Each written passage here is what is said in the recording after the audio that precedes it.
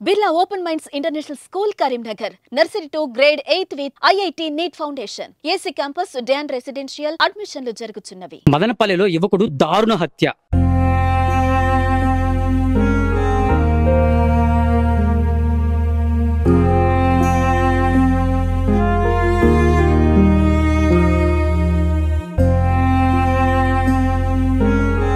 భార్య ముందే భర్తను అతి కిరాతకంగా నరికిన దుండగులు.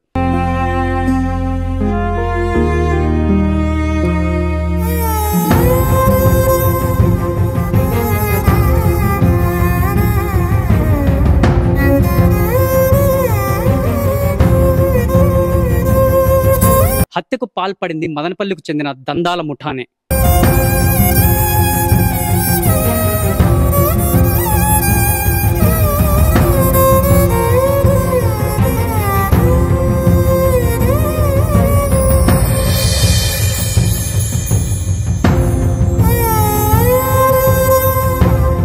వివరాల్లోకి వెళ్తే అన్నమయ్య జిల్లా మదనపల్లి పట్టణంలోని శ్రీవారి నగర్లో ఓ యువకుడు దారుణ హత్యకు గురయ్యాడు. శనివారం వేకువజామున మదనపల్లిలో దందాలకు పాల్పడుతున్న ముఠా సభ్యులు 20 మందికి పైగా వెళ్లి గేటు బీగాలు పగలగొట్టి తలుపులు ధ్వంసం చేసి ఇంట్లో నిద్రిస్తున్న రామారావు కాలనీకి చెందిన పొంగునూరు శేషును కత్తులతో వేట కొడవలతో అతి కిరాతకంగా నరికి హతమార్చారు. చెన్నారెడ్డి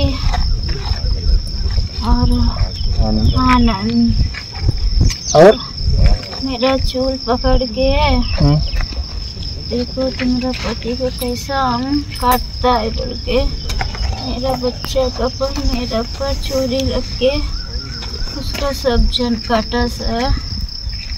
मेरा आदमी पैर पकड़ के पूछ रहा है छोड़ दो छोड़ा नहीं सर, नहीं छोड़ा सर.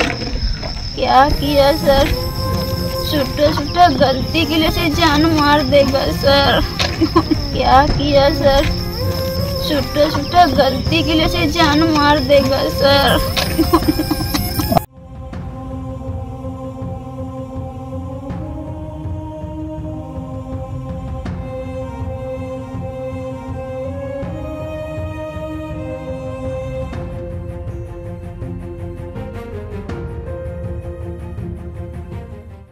మనకు మదనపల్లి పట్టణంలో కనపగుట్ట కాలనీలో రాత్రి సుమారు 12 గంటలప్పుడు ఒక మర్డర్ జరిగింది. ఇందులో కొండుపల్లి ఆనంద్, అతని అనుచరులు చరణ్, మణికంఠ, తర్వాత చెన్నారెడ్డి, ఇంకా కొంతమంది అనుచరులు కలిసి 12 గంటల ప్రాంతంలో కొండుపల్లి మన శేషాద్రి వాళ్ళ ఇంటి దగ్గరికి, పొంగనూరు శేషాద్రి వాళ్ళ ఇంటి దగ్గరికి పోయి వాళ్ళ ఇంట్లోకి దౌర్జన్యంగా ప్రవేశించి ఇంట్లో నిద్రిస్తుండగా అతన్ని లేపి అతన్ని మారణాయుధాలతో హత్య చేయడం జరిగింది. ఇందుకు సంబంధించి మనకు మదనపల్లి 2 టౌన్ పోలీస్ స్టేషన్లో ఒక కేసు ఇవ్వడం జరిగింది. దాని మీద ఒకటి మన మర్డర్ కేసు కింద సెక్షన్ 152/2004 కింద మర్డర్ కేసు కింద కేసు నమోదు చేయడం జరిగింది. ఈ ముద్దాయి కొండపల్లి ఆనంద్ తర్వాత ఈ డిసీజ్డ్ పొంగనూరు శేషాద్రి మధ్య వీళ్ళిద్దరు గతంలో కలిసి ఉన్నారు. బహుజన సేన పార్టీలో ల్యాండ్ సెటిల్మెంట్స్ పంచాయతీ చేస్తూ ఉండేవాళ్ళు. ఈ మధ్యకాలంలో ఇతను చనిపోయినటువంటి పొంగనూరు శేషాద్రి బయటకు వచ్చేసి సొంతంగా ఆ ల్యాండ్ సెటిల్మెంట్స్ పంచాయతీ చేసుకుంటూ ఉన్నారు. ఈ మధ్యకాలంలో ఇతను పొంగనూరు శేషాద్రి ఒకటి రామారావు కాలనీలో ఒక అంబేద్కర్ స్టాచ్యూ కూడా ఇన్స్టాల్ చేయడం జరిగింది. ఆ విషయంలో ఇద్దరి మధ్య అంతకుముందు అయినటువంటి ఇల్ ఫీలింగ్స్ మరింత ముదిరిపోయినాయి. ఆ ముదిరిపోయిన క్రమంలో ఇతను ఆనంద్ తన అనుచరులతో అక్కడికి వెళ్ళి అతన్ని హత్య చేయడం జరిగింది. ఈ విషయంలో ఆనంద్తో పాటు ఉన్న వ్యక్తులు కాకుండా అతను విచారణ చేపట్టాము.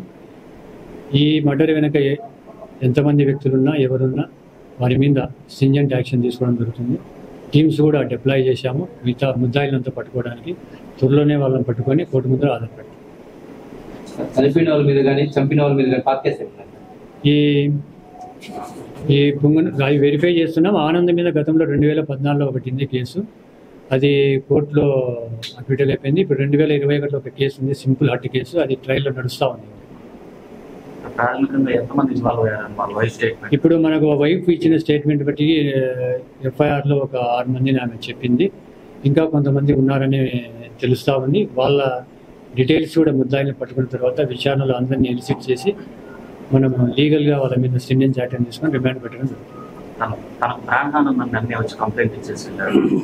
శేషాద్రి గారు. వాళ్ళ ఇద్దరి మధ్య గొడవలు జరుగుతూ ఉన్నాయి. వాళ్ళు ఒకసారి 2 టౌన్ సీ గారు చెప్పిన వాళ్ళు తెలిసి వారిని కూడా చేయడం జరిగింది. ఏమంటామా ఇప్పుడు కొంతమంది మదనపల్లిలో వేరే ప్రాంతాలకు అంటే మనకు పూర్తిగా ఇంకా సమాచారం తెలియదు ఎవరెవరు ఏ ప్రాంతం వాళ్ళు అనేది. వీళ్ళని అరెస్ట్ చేస్తే ఎవరెవరు ఏ ప్రాంతం వాళ్ళు అనేది మనకు తెలుస్తుంది. దీంట్లో రాజకీయ కోణం ఏం లేదు. ఇద్దరు చంపినటువంటి కొండపల్లి ఆనంద్, చనిపోయిన శేషాద్రి ఇద్దరు సేమ్ ఒకటే కమిటీకి సంబంధించిన వాళ్ళు. ఇద్దరు వైసీపీ సింపథైజర్స్. విచారించారు కదా, వాళ్ళు ఏం చెప్తున్నారు సార్? మోటివ్ ఇట్లా ఇంకా లేదు, మనం విచారించాలి, పట్టుకొని విచారిస్తాం. నిన్న ఉదయం వచ్చి ఇంకా లేదు. వాళ్ళు ఇంతకుముందు గతంలో వాళ్ళ మధ్య విభేదాలు ఉన్నాయి. గతంలో ఒకసారి వారిని కూడా చేయడం జరిగింది. ఇంకా లేదు వాళ్ళకి, అదేం లేదు. ఆమె బాగానే ఉంది, కొంచెం షాక్ గురైంది. ఆమె కోలుకుంది, కంప్లైంట్ కూడా ఇచ్చింది. ఆమె ఇచ్చిన కంప్లైంట్ మేరకే మనం కేసు రిజిస్టర్ చేసాం. లేదు లేదు, కలిసిన్నారు వాళ్ళంతా. ఈ మధ్య కాలంలోనే విడిపోయారు. చనిపోయిన వ్యక్తుల విషయం వెరిఫై చేస్తున్నాం కేసులు, అవి కూడా చెప్తాం. ఫ్రెండ్లీ పోలీసింగ్ లోపించిందని జనాలు అంతా అంటున్నారు సార్. ఎందుకంటే 1 అవర్ దాకా అంతమంది 30 మంది గుంపులు ఇంత జరిగిన జరుగుతుంటే కూడా పోలీసు సమాచారం ఇవ్వలేకపోయారు ప్రజలు. అంటే పోలీసులు ఫ్రెండ్లీ పోలీసింగ్ అనేది తీసుకెళ్ళిపోతున్నారు సరిగా అని ఒక ఇది సార్. అమ్మాయి ఫ్రెండ్లీ పోలీసింగ్ అనేది పోలీసులో ఒక ఆస్పెక్ట్. అందరూ మంచిగా ఉన్న వాళ్ళతో పట్ల ఫ్రెండ్లీగా ఉంటారు. కొంచెం యాంటీ సోషల్ పట్ల కఠినంగా వ్యవహరిస్తాము. అందరికి ఒకే ట్రీట్మెంట్ ఉండదు కదా.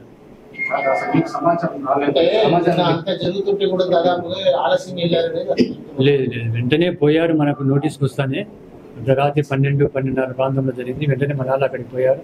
ఎవరు లేరు అక్కడ. ఇంటి పక్కన కూడా ఆమె వచ్చినప్పుడు కూడా ఎవరు రాలేదు. మన పోలీసులే ఫస్ట్ అక్కడికి వెళ్ళారు. ఉన్నాయి అంటే ఇది మనకు హైవే మెయిన్ రోడ్ నుంచి దాదాపు లోపలికి 1.5 km ఉంటుంది. ఐసోలేటెడ్ ప్లేస్లో ఉంది ఇల్లు ఉన్నాయి అక్కడ కూడా. అయితే ఎవరు ఆ సమయానికి రాలేదు. అందరు నిద్రపోతా ఉన్నారు. గాఢ నిద్ర. అనపగుట్ట అంటారు వైఎస్ఆర్ రాత్రి 11ంటికి మన ఇద్దరు పీసీ ఇల్లు వాడించి వచ్చారు సార్. గొడవలు పెట్టుకోవద్దు, ఇంట్లో ఉంటారు. అదే ఆల్రెడీ కంప్లైంట్ ఇస్తే మనల్ని పోయి వాన్ చేస్తారు.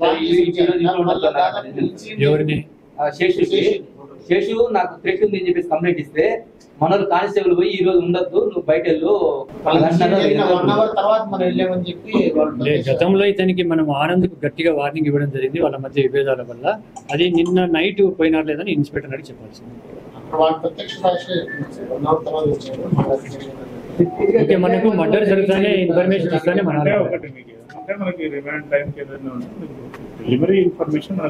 మనకు వచ్చిన ఇన్ఫర్మేషన్ మీకు షేర్ చేసినాను. మిగతా విషయాలు కూడా మీకు అక్యూజన్ అప్డేట్ చేసిన తర్వాత అన్ని డీటెయిల్స్ గా చెప్తాను. అక్కడ మనం వెరిఫై చేస్తున్నాం. మనకు సీసీ కెమెరాస్ ఏమి ఉన్నట్టు కనపడం లేదు అక్కడ. సార్ ఈ మధ్య ఈ బంధాలు ఎక్కువైంది సార్. భూ ఆక్రమణ ఎలక్షన్ టైంలో పోలీసింగ్ అంత పేదదాన్ని ఉండడం వల్ల బంధాలు ఎక్కువైంది.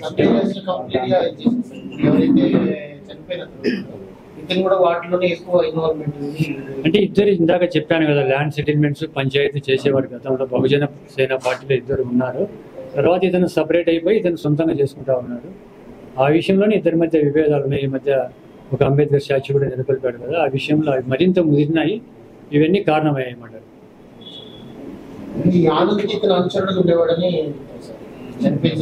గతంలో ఉన్నారు వీళ్ళంతా ఒకటే కలిసి ఆనంద్ దగ్గరనే ఉన్నాడు.